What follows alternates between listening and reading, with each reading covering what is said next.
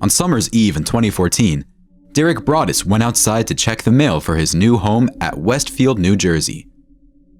3 days ago, Derek and his wife Maria had finalized the deal for the 6-bedroom house at 657 Boulevard and were doing some minor renovations before they moved in. Apart from few bills in the mail, he found a white card-shaped envelope addressed to the new owner in thick, clumsy handwriting. It had a typed note inside which started with, "Dearest new neighbor at 657 Boulevard, allow me to welcome you to the neighborhood." Buying 657 Boulevard was a dream come true for both Derek and Maria. Maria also grew up in Westfield, and this house was a few blocks away from her childhood house. Derek, meanwhile, grew up in Maine in a family of blue-collar workers, and after landing his first job at an insurance company in Manhattan, worked his way up to the position of senior vice president, with the salary large enough to afford this $1.3 million house. But as Derek kept reading the letter, it took a turn. How did you end up here? Did 657 Boulevard call to you with its force within? The letter continued. 657 Boulevard has been the subject of my family for decades now, and as it approaches its 110th birthday, I have been put in charge of watching and waiting for its second coming. My grandfather watched the house in the 1920s, and my father watched in the 1960s. It is now my time. Do you know the history of the house? Do you know what lies within the walls of 657 Boulevard? Why are you here? I will find out. The writer's exploration had already begun as he started describing not only the Broaddus' Honda minivan, but also the workers renovating the house.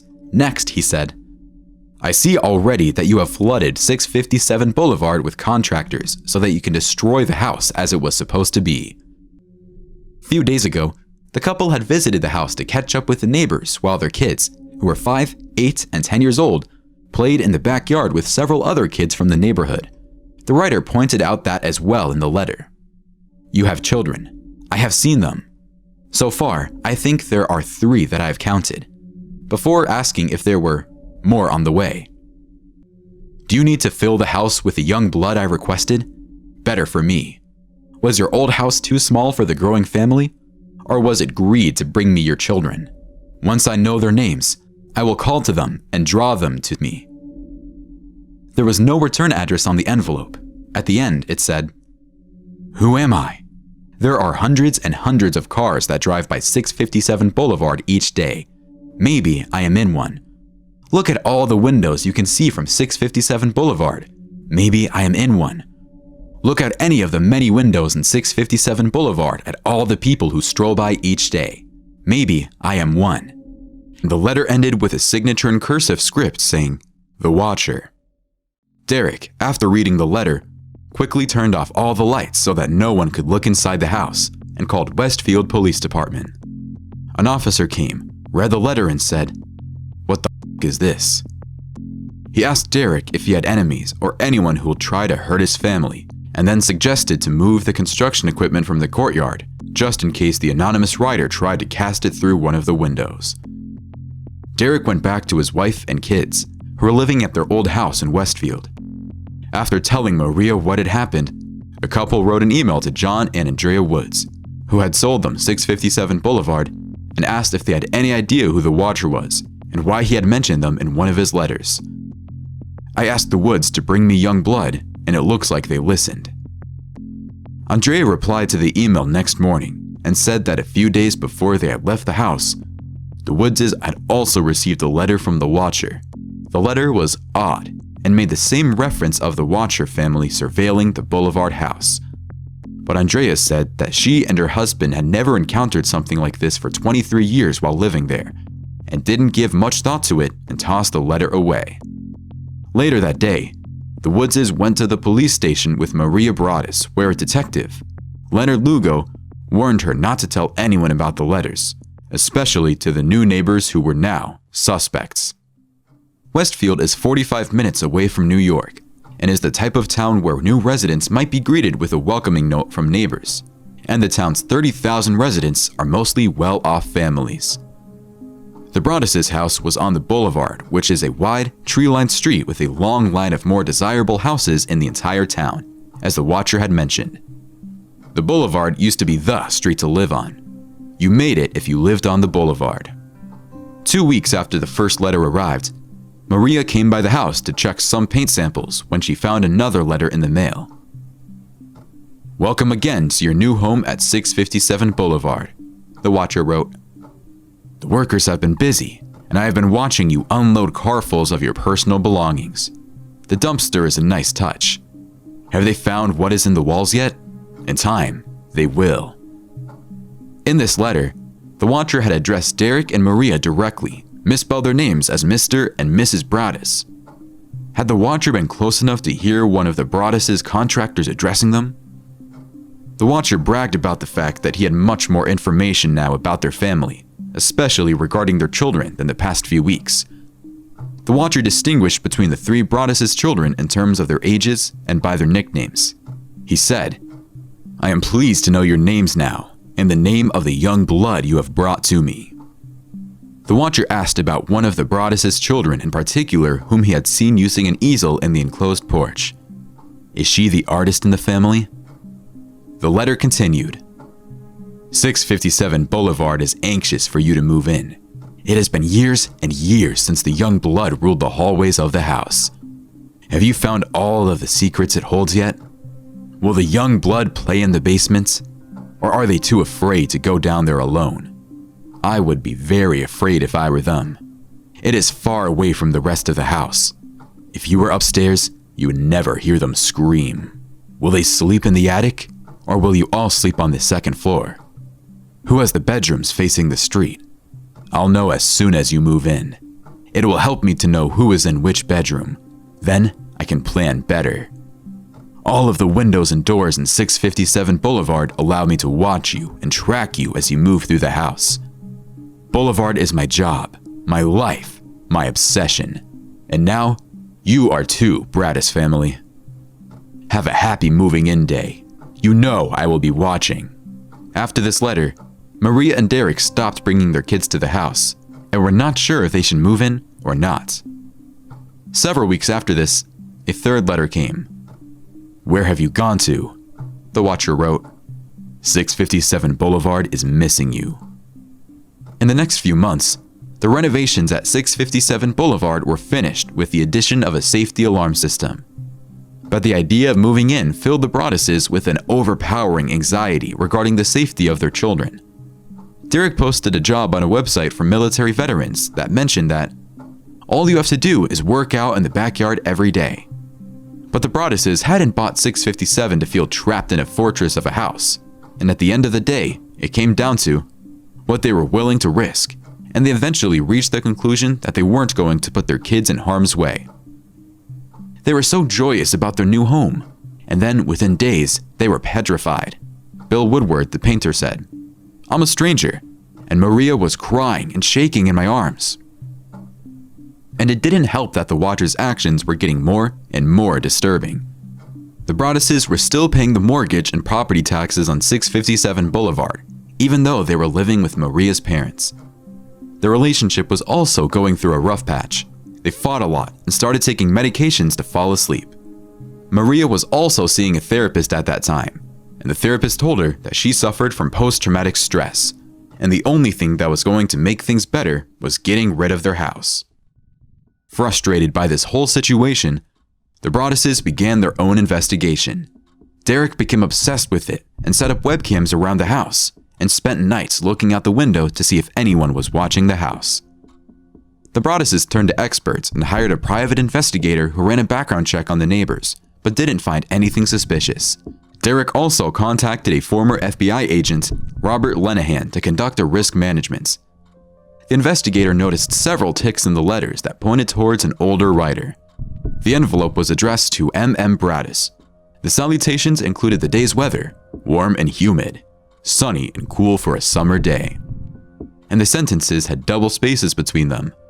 The letters had a certain literary panache, which suggested a voracious reader, and a surprising lack of obscenity given the level of anger which the detectives thought meant a less macho writer. Detectives didn't think that the watcher was going to act on the threats he made against the Broaddus family, but the unusual typos and errors in his letters insinuated a certain unpredictability. there was also a seething anger, especially towards the wealthy folks. The watcher was apparently upset by new rich people moving into town and wrote this in one of his letters. "Are you one of those Hoboken transplants who are ruining Westfield?" And when the Broadus upgraded the Boulevard house, the letter said, "The house is crying from all the pain it is going through. You have changed it and made it so fancy. You are stealing its history. It cries for the past and what used to be in the time when I roamed its halls. The 1960s were a good time for 657 Boulevard when I ran from room to room, imagining the life with the rich occupants there. The house was full of life and young blood.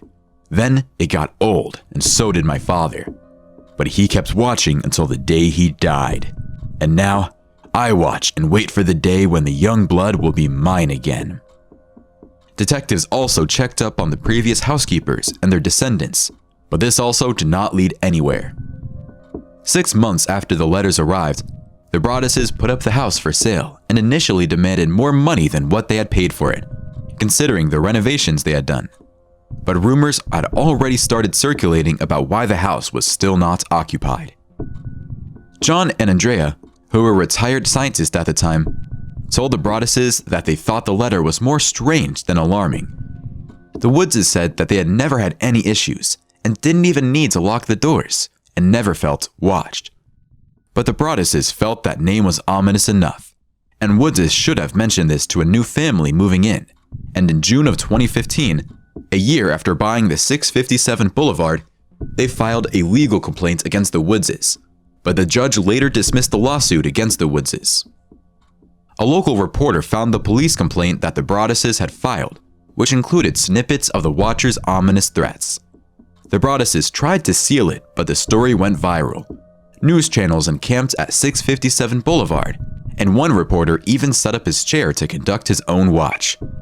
The Broaduses got more than 300 media requests. One of Derek's colleagues referred him to a crisis management consultant who advised him not to speak publicly or give out any further information, as it would draw more attention towards the kids. In one of his letters, the watcher said, "Have they found what is in the walls yet? In time, they will." On this, a commenter on NJ.com suggested ground-penetrating radars to find out if the watcher was right or not. But the home inspector had already looked and told Derek that the only issue was the old insulation system of the house. A group of Reddit sleuths obsessed over Google Maps Street View, which showed a car parked in front of 657. One of the users claimed that there was even a man holding a camera in the driver's seat. Some people thought that the Broaduses had chickened out and didn't even move in the house. They said, "I would never let the sicko stop me from moving into a house. Never back down from a terrorist." These irked the Broaduses, and Derek replied, "None of them have read the letters or had their children threatened by someone they didn't know. To decide whether this person's only nuts enough to write these letters and not do something, what if something did happen?" Many people had responded to the situation by saying that the Broaduses should never have given this much attention to the letters in the first place and should have simply moved in. This led Broaduses to believe that now more people would be interested in buying 657 Boulevard. So, in the spring of 2016, they put it up for sale. Derek and Maria spent hours researching every person who signed in and compared their handwriting to the watchers. But when every potential buyer got to read the letter, they withdrew from the deal. Derek recalled some cocky guy from Staten Island said, "Okay, I'm gonna get a house at a discount." He reads the letters and we never hear from him again. Out of desperation, the Broaduses tried to sell the house to a developer. The plan was to tear the house down and split it into 2 smaller houses for $1 million each. Subdivisions like this had become common in Westfield, much to the chagrin of many locals, and 657 was one of the neighborhood's largest lots. But dividing a house this big would require the Westfield's planning board to grant an exception because the 2 smaller lots would be 67.4 and 67.6 feet wide, which is just 3 feet shy of mandated 70 feet for a lot. When this proposal got out in the public, Westfield Facebook groups lit up. People had a different reaction to this and were convinced that it was the culmination of a long con. A local woman said, "Out of this whole scam artist story, there ends up being nothing more disturbing than this move. In January 2017, there was a 3-hour-long hearing on the issue. James Forrest, the Broaddus' attorney, explained that the 3-foot exemption was as narrow as the easel he was using to display a map of the neighborhood. But the neighbors expressed their concern that the division of 657 Boulevard would require knocking down trees, and the front-facing garages of new homes would be aesthetically unpleasing. During the hearing, Abby Langford, the sister of one of the suspects under investigation, stood up to say she had spent almost 60 years looking at a magnificent, beautiful house, and didn't want to be looking out at a driveway. After hearing both sides, the board rejected the Broaddus' proposal. A few months after the hearing, the Broaddus' had found a family with grown children and 2 big dogs who agreed to rent 657 Boulevard. 2 weeks later, the renter handed Derek an envelope that had just arrived. Violent winds and bitter cold. To the vile and spiteful Derek and his wench of a wife, Maria. The Watcher was back after missing for 2.5 years. You wonder who the Watcher is? Turn around, idiots, the letter read. Maybe you even spoke to me, one of the so-called neighbors who has no idea who the Watcher could be. Or maybe you do know and are too scared to tell anyone. Good move. The Watcher had been holding back up till now. This letter was more wrathful than stylish, and it seemed that the writer had been keeping up with the story as well. He had seen the media coverages as the letter said, I walked by the news trucks when they took over my neighborhood and mocked me. He had also been keeping a track of Derek's investigatory efforts and wrote, I watched as you watched from the dark house in an attempt to find me. Telescopes and binoculars are wonderful inventions. And on the attempt of tearing down the house, he said, 657 Boulevard survived your attempted assault and stood strong with its army of supporters barricading its gates. The family that rented the house was also mentioned, and the letter indicated that revenge could come in many forms. Maybe a car accident, maybe a fire, maybe something as simple as a mild illness that never seems to go away, but makes you fall sick day after day after day after day after day. Maybe the mysterious death of a pet. Loved ones suddenly die. Planes and cars and bicycles crash. Bones break. Maria said, it was like we were back at the beginning. But on the bright side, this recent letter had enough evidence to revive the investigation. Derek took the letter to the police headquarters, where a detective looked at a neighborhood map and traced a circle around the house 300 yards in diameter, suggesting the Watcher must be somewhere in there. Upon which, Derek affirmed, in my view, it's one of 10 houses in the world. In July 2019, the Broaddus finally sold the property at a loss. According to records filed with the Union County Clerk's Office, the house was sold on July 1st for about $959,000. The listing on Zillow showed that the single-family home is about 3,920 square feet, set on nearly half an acre. Andrew and Allison Carr, who were the new owners of 657, declined to comment, citing concerns about their safety and privacy. Now, let's take a look at the possible theories. After receiving first letter from the Watcher, Derek was chatting with his neighbor John Schmidt, who lived 2 doors down, when Schmidt told him about the Langfords who lived between them. Peggy Langford was in her 90s, and all of her adult children in their 60s lived with her. Schmidt described them as odd, yet harmless. One of the younger Langfords, Michael, did not do any type of work and had been diagnosed with schizophrenia. Sometimes, he spooked new neighbors and walked through their backyards or peeked into windows. But everyone who knew him said that the odd things that Michael did were just unusual neighborly kindness. For example, John said that Michael went out each day and got him his morning newspaper, and those who knew him for decades said they did not think Michael was capable of writing these letters. Derek, on the other hand, thought that Schmidt had solved this case for him. Langford House was next to the easel on the porch, and they had lived there since 1960s, and as per Watcher's letters, around that time, his father had started observing the 657 Boulevard. The head of the family, Richard Langford, had died 12 years earlier, and current Watcher claimed in his letters that he had been on the job for the better part of 2 decades. Derek informed the police, and Detective Lugo brought Michael for the interview and showed him the letter. Michael had refused that he had written those letters, and due to lack of evidence, they had to let him go. After receiving further letters from the Watcher, the Broadduses sent a letter to the Langford announcing their plans to tear down the house in hopes of prompting a response from Michael, but nothing happened. Michael was again called in for a second interview, at which his sister Abby accused the police of harassing their family.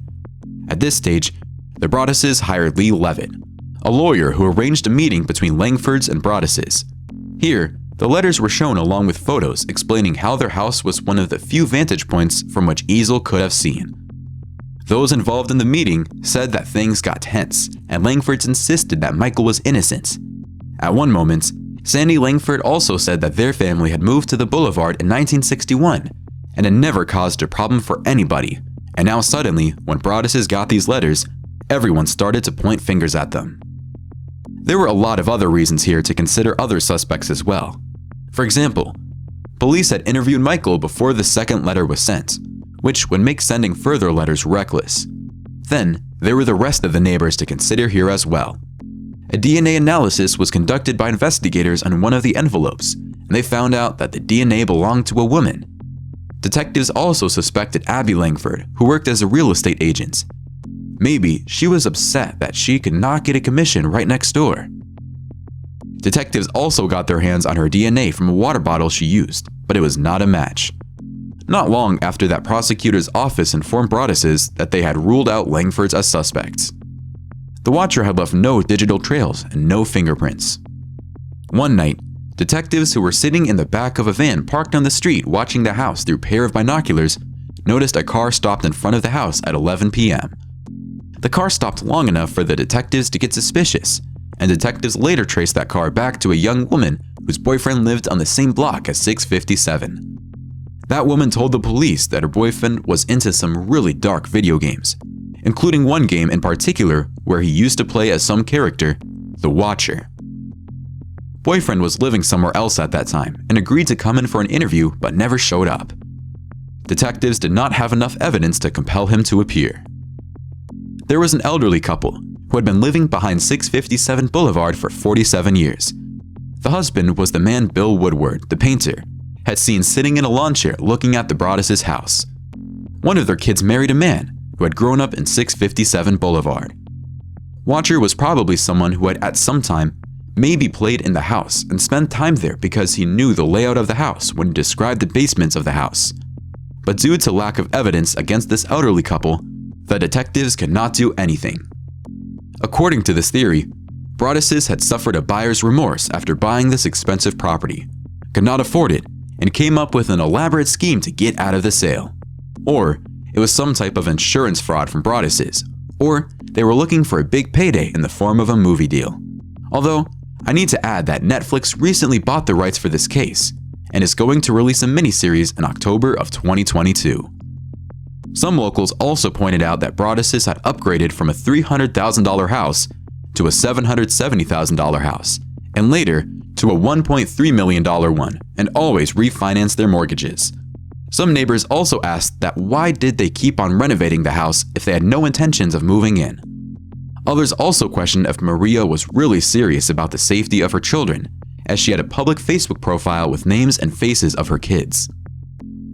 When the Planning Commission rejected the Broadduses' proposal for remodeling the house, several families who were most vocal in criticizing the Broadduses online later received similar letters in their mailboxes, which were signed by friends of the Broaddus family.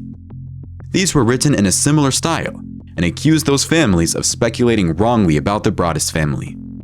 These letters were found out to be written by no other than Derek himself, who admitted that he wasn't proud of writing those letters, but insisted that those were the only letters that he had written. After going through this case in detail and looking at all of the available evidence, we can safely conclude that these letters indicated proximity. Woodses had never put up a for sale sign. Even when the contractors arrived, the renovations were mostly interior. Also, the easel on the porch was hidden from the street by thick vegetation, making it difficult to see unless someone was behind the house or right next door. Watcher most probably lived quite nearby to have heard the names of the couple and the kids. Watcher's letters arrived years apart, which means during all of this time, he was closely following the case and any new developments around the 657 Boulevard. His writing style definitely indicated someone of older age and who was quite well read. No one born after 1970 uses that type of vocabulary. Letters started arriving with the sale of the house, and Watcher was quite irked by the renovations being done to the house. Only a neighbor would be angry at the changes being made to that house. His letter to another family in Westfield was probably an attempt to take away the heat from the close-by neighbors of 657 Boulevard, and he wanted investigators to think that he was also targeting other people in the neighborhood. Langfords were the obvious suspects, but to me, personally, it appears that the way they were investigated seemed more like a witch hunt instead of a well-thought-out investigation. Female DNA could also be a red herring to exclude any possible male suspects. Maybe the Watcher knew this and wanted investigators to pursue wrong leads. Also, his threats towards young children and reference to being the third in generation of Watchers, which included his grandfather and father, all pointed towards an older man. And last, I would like to know why the Broadduses could not put 24/7 security cameras around the house, and especially a motion-activated camera in the mailbox. It's difficult to imagine that someone in today's day and age was putting things in the mailbox, and yet no one thought of capturing footage of the mailbox around the clock. After stating all of the above-mentioned facts, I have reached the conclusion that the Watcher is real, and these letters were not written by Broadduses themselves, although they later got a deal from Netflix and sold the rights for this case. Watcher still currently resides in close proximity of 657 Boulevard, and is someone who is in his mid-40s to 50s. I have tried to cover all of the possible leads that I could find for you guys, but it could still happen that once Netflix releases the documentary, they will cover some new evidence and we will have some fresh leads to think about. So, what do you guys think really happened? Please let me know your own thoughts in the comment section below. Stay healthy, stay safe. John Red.